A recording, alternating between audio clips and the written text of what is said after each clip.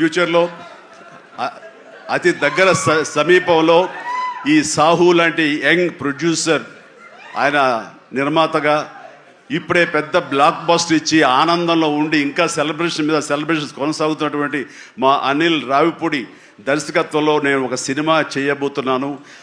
అది లీక్ ఇచ్చిన కాదుగా, చెప్పిన కదా, ఓకే, ఇది మెగా అనౌన్స్మెంట్ అంట. ఓకే, అని చేయబోతున్నాను.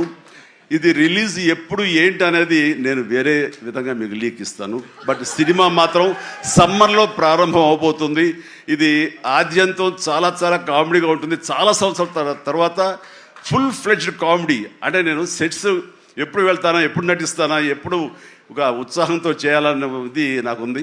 అండ్ ఇంటికి వచ్చినప్పుడల్లా సీన్స్ చెప్తున్నప్పుడల్లా అతను పగలబడి నవ్వుతాడు, నేను ఇంకా కడుపు పట్టుకు నేను నవ్వుతుంటాను. అంత బాగా ఉంది.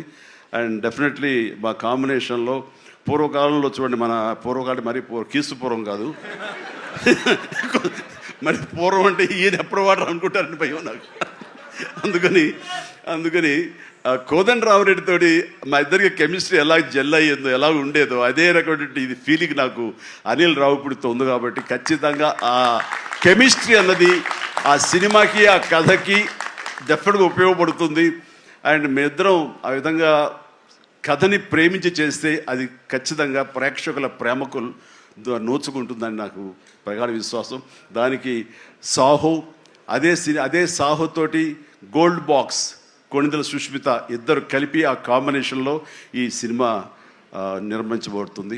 కాబట్టి all the very best, god bless and thank you once again for everyone. మీ అందరికీ నా ధన్యవాదాలు తెలియజేస్తున్నాను. నమస్తే, జై హింద్.